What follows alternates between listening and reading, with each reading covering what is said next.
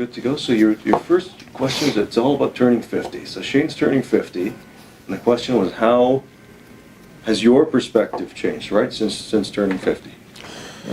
Well, I think people, when they turn 50 or any zero age, 20, 30, 40, 50, they sometimes use it as a time to reflect. I think that the big problem with turning 50 for a lot of people is they sort of feel like they're, into the third or fourth quarter of their life, if you will, or they sort of feel like they lived the first third of their life, 2/3 meaning. So you have a third where you're dependent on others.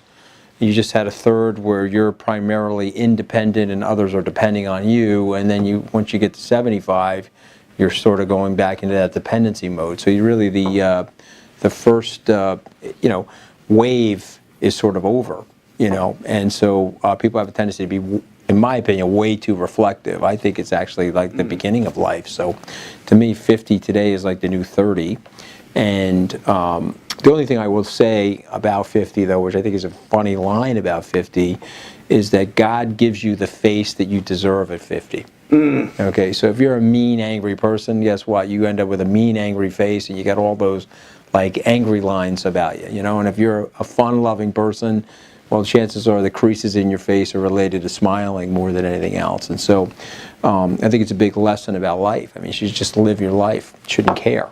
My uncle, who was deployed in the Army just after the Second World War, he's 91. He's a motorcyclist. He still rides a sidecar at age 91. I don't even think he thought about 50 for a second. And so I think that's probably the best way to think about 50. And he still rides a sidecar? Still rides his motorcycle. Around New York? Is he living? Around New York.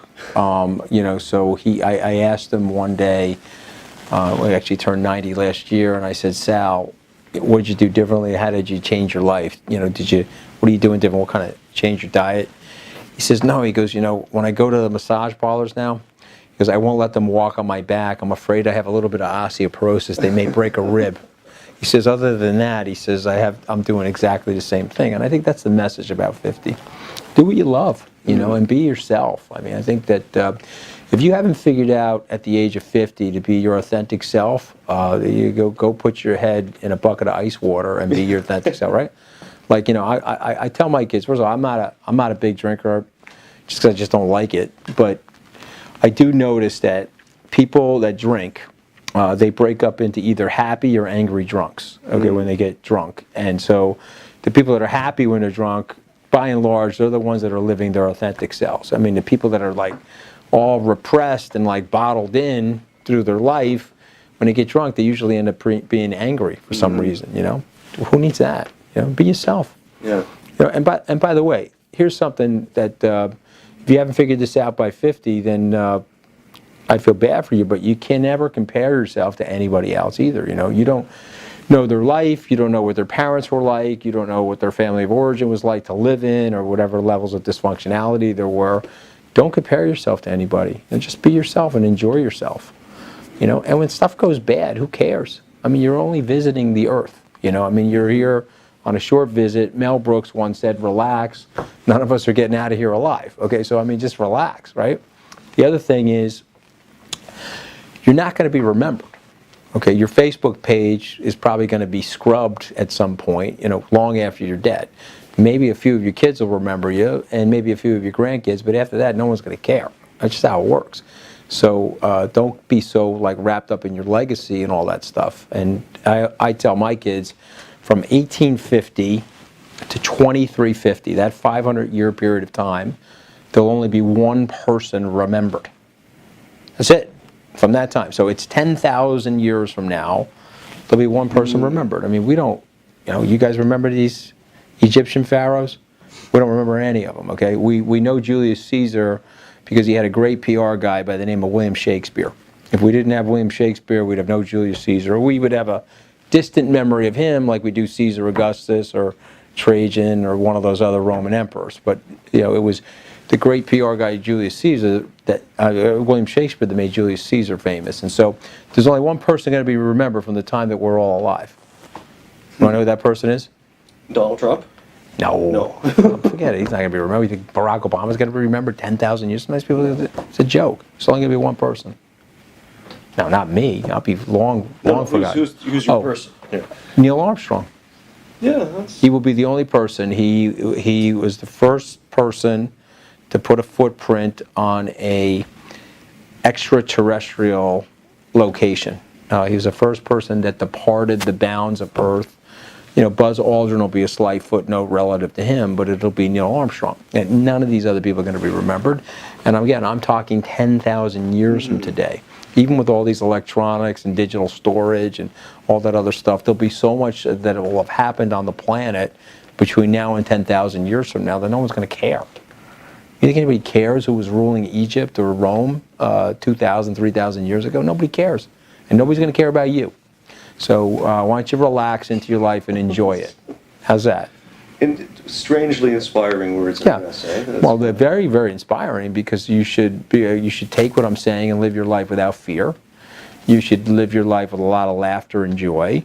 And when things go bad or wrong in your life, you should be less judgmental of yourself and more forgiving. It's a liberating message, right? So definitely, it's a liberating method. It's a gift. It's a gift.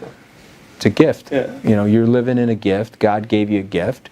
Or if you don't believe in God, the luck of the universe. And by the way, you won the lottery. I mean, if you're living in the North American continent in the last 50 years, you have won the lottery.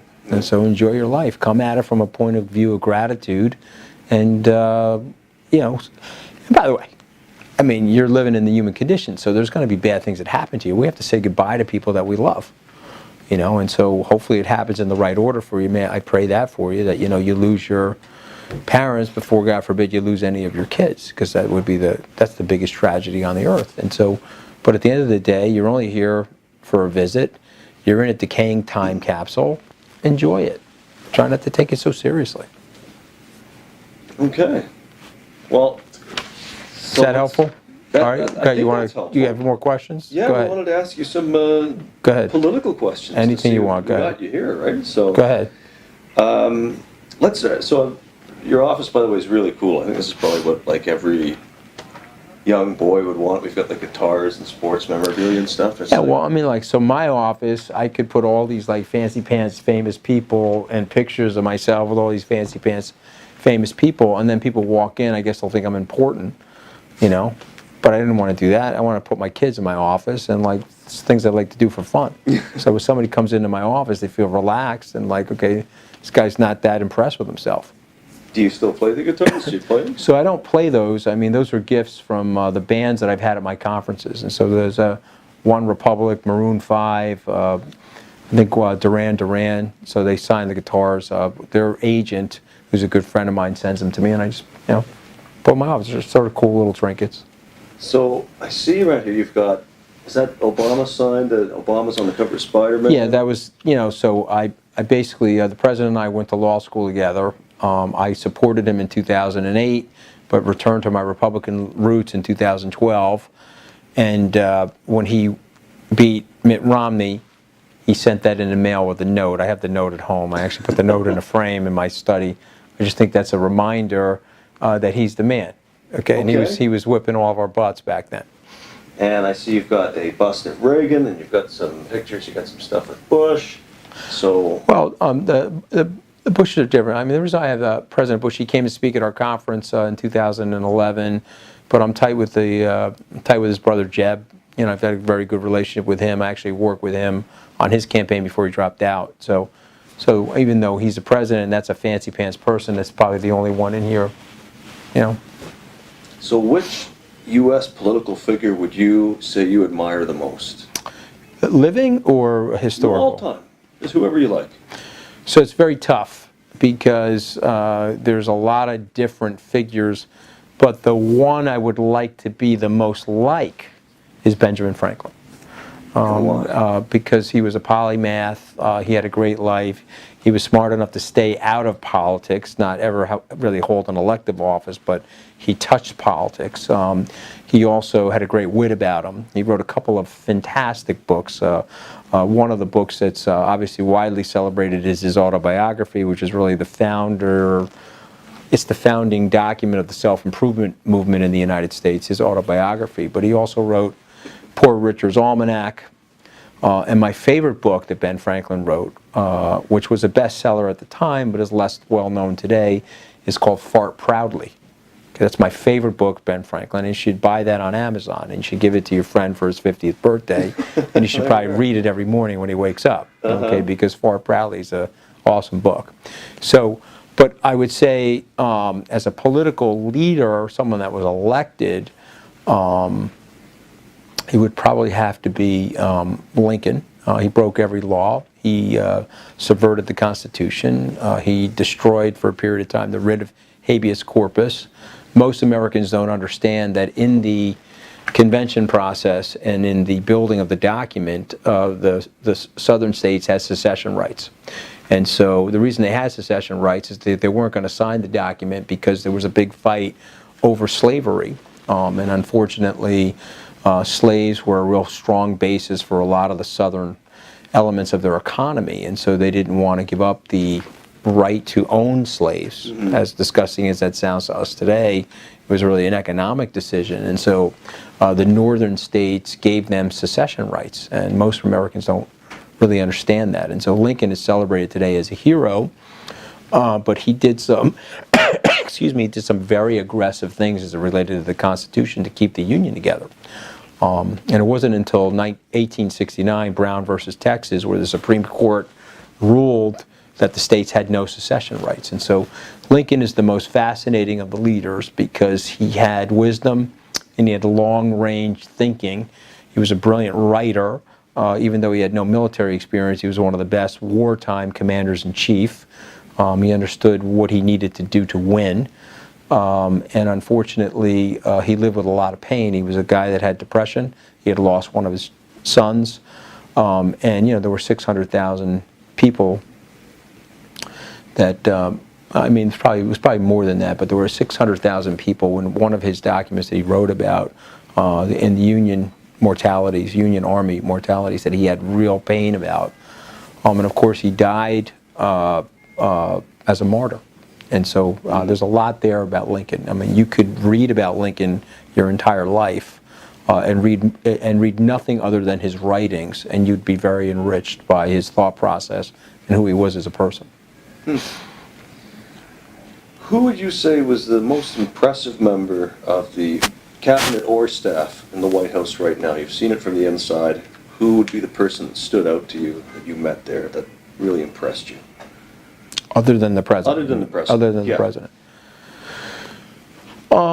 It's a good question. I have to really think about when you say the most impressive. I mean, there's a pretty interesting team there. I would say that Brad Pascal, who was the campaign manager to me, and who ran the digital operation and the fundraising operation on the internet, was arguably one of the most impressive people that I've met in terms of his commercial and political instincts.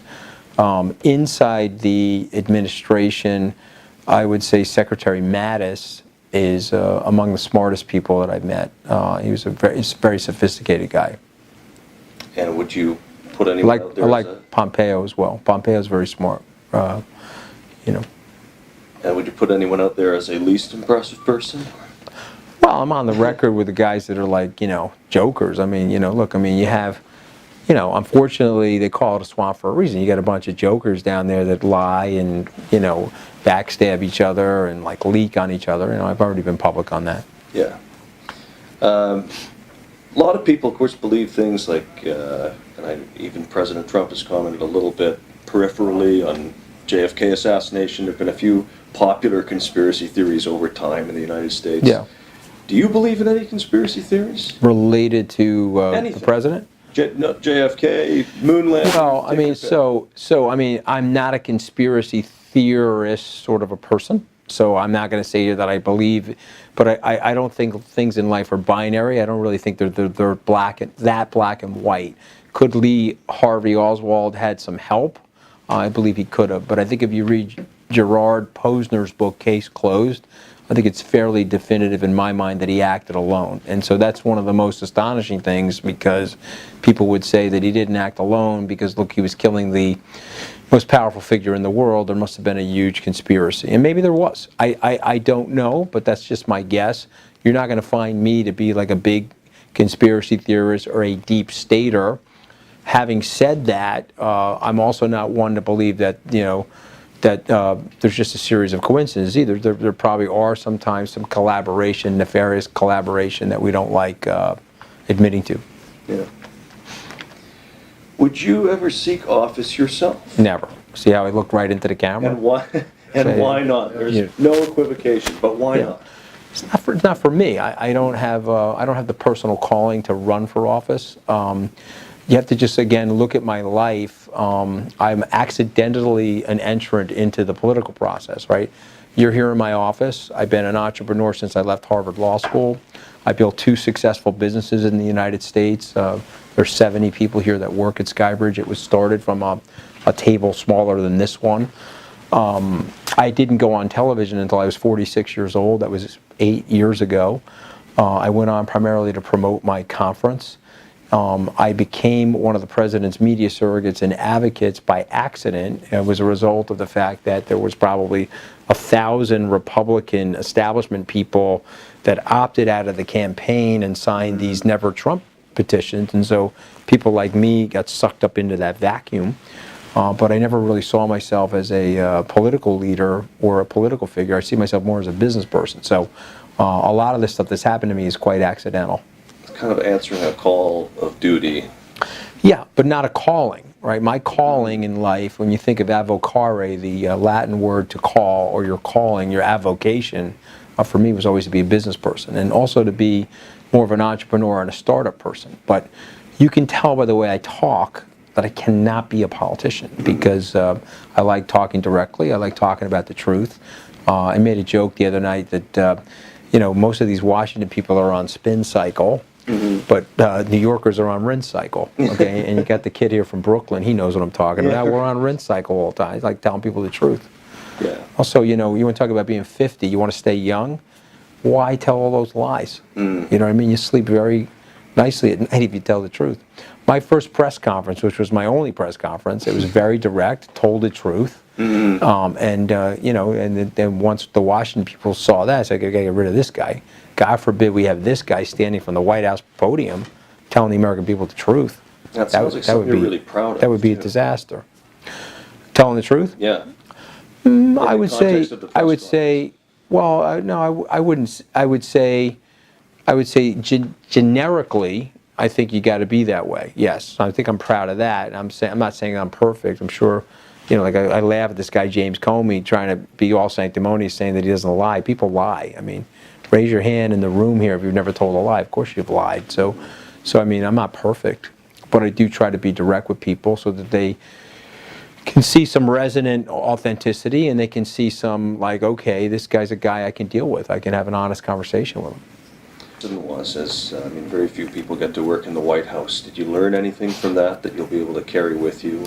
Yeah, that I'm remarkably politically naive. And that, I think I did an interview with the Playboy magazine. The guy says, well, people say you're very smart, but you're politically naive. What do you say to that? I was like, well, first of all, they're wrong about me being politically naive. I'm politically naive to the 30th power. Yeah. I didn't really understand the nefarious nature and the ruthlessness of these people. I mean, I watched it on different television shows, but I thought that was like, not necessarily accurate. I didn't realize it was way worse than the way it's portrayed on TV.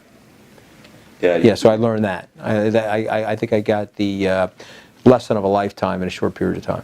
You've brought up a few historical references, so it's safe to say you're a pretty astute student of history. But academically, you see, the problem is that you may think you know something because you've read it in a book, but until you come in contact with the actual enterprise itself, it's always very different. It's like what Mike Tyson said, everybody has a plan until they're punched in the face, right? Right. After they're punched in the face, they get a different plan, right? Yeah. And so, I have a very good academic and historical understanding of different things, but the way these people really operate, and I'm sure that the way they operated 150 or 200 years ago, you'd be shocked and alarmed by all of them. Yeah. You're obviously a pretty thick-skinned guy, I think it's safe to say. Don't you think? What I do mean, you they think? rolled me in broken glass for like 8 months. It looks like it really bothered me, right? I'm having a hard time with it. How did you feel about your characterization in the Fire and Fury book? I mean, Well, I mean, listen, I mean, it was this typical Washington, right? And so Bannon and Priebus got together and wrote that book with Michael Wolff. So it was going to be hard for me to come out well in the book. I mean, so obviously if I wrote the book with Michael Wolff, I would have come out better. You know, like Ron Kessler. This is like one of the funnier stories I was telling my kids. So I'm coming down the escalator at LAX, and Ron Kessler just wrote like another like Fire and Fury sort of a book, and he said in the book that I was the worst hire in White House history.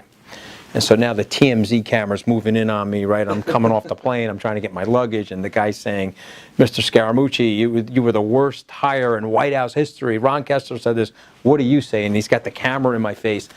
And I'm like, I just want to personally applaud and thank Ron Kessler, because at least he put his name on it, and at least he said it. Now, he's obviously an imbecile, but I give him credit for not being the backstabber that these other jokers are. Yeah. You follow what I'm saying? I don't care. People can say whatever they want about me. But that book was unfair because it was mostly lies. You know, I call that book Liar and Furious. The liar was this guy, Michael Wolff, and Furious was Adolph Bannon. You know, the guy's that office rocker, right?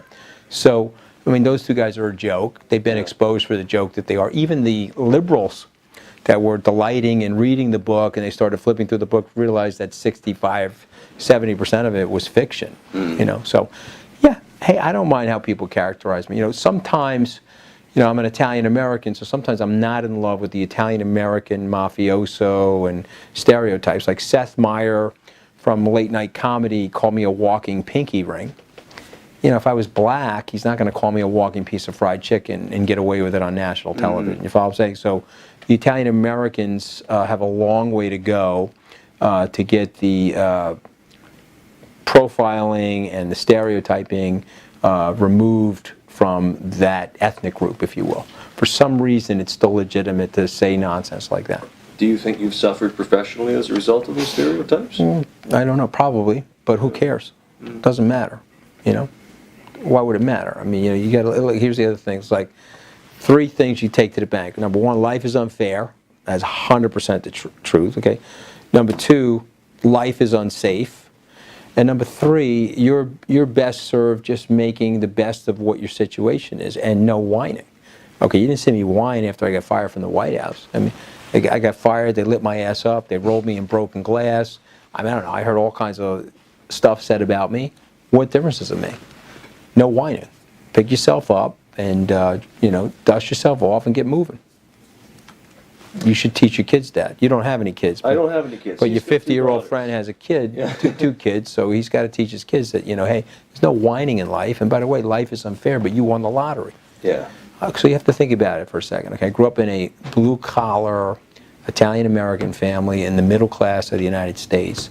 I went to Tufts and Harvard Law School. I worked at Goldman Sachs. I built 2 successful businesses in financial services, a very heavily regulated industry, and I was never a member of a country club or a member of the club of people that are associated in those businesses.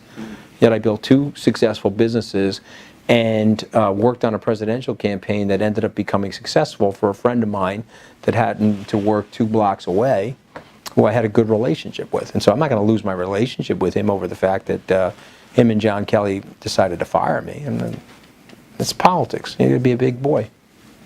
So, circling back to the whole turning 50 thing and everything, what, at the end of your life, at the end of that 4th quarter, what would you like to be able to look back and think on as your greatest accomplishment? My kids. I just want my kids to have happy lives. I want them to be recognized that there's tragedy in life, there's comedy, and use your sense of humor and use your understanding of humanity to laugh. And by the way, you better be cool enough and secure enough to make the jokes about yourself. Because if you're not, you can have a miserable life, you know? Like sometimes I get invited to speak publicly, if someone introduces me as being in the White House for 10 days, I say, geez, please don't hurt my feelings like that. I was there for 11. You know, and people laugh, and it's funny. You know, why take it that seriously? Yeah. Do you know what I mean? Yeah. You know, and listen, I mean, it's you know, you didn't ask me this question, but I'll answer it anyway. Knowing what I know now, would I go back and redo the entire thing? And the answer is yes, absolutely. Amazing experience. I guess I really only have one more question. And I would ask you, what exactly are Saturdays for? Saturdays are for the boys. There we go. There it is. Saturdays are for the boys. You know, those kids are cool. I like those kids. So they called me right after I got fired. They were like, "Okay, we got to make this guy the Barstool Sports Man of the Year." The one guy was saying, if Tom Brady throws like 9 touchdowns in the Super Bowl, it doesn't matter. Scaramucci's still the bar. I'm like, dude, I'm not even playing sports. It turns out it was a verbal sport. It was a verbal warfare. Yeah. So I mean, listen, those guys are great. Saturdays are for the boys. Yeah. There we go. All right. You God heard it from bless. the Mooch himself. All right, man. Happy birthday, Yeah. man. Keep it real. Indeed. All right. Good. Thanks. All right. Was that helpful?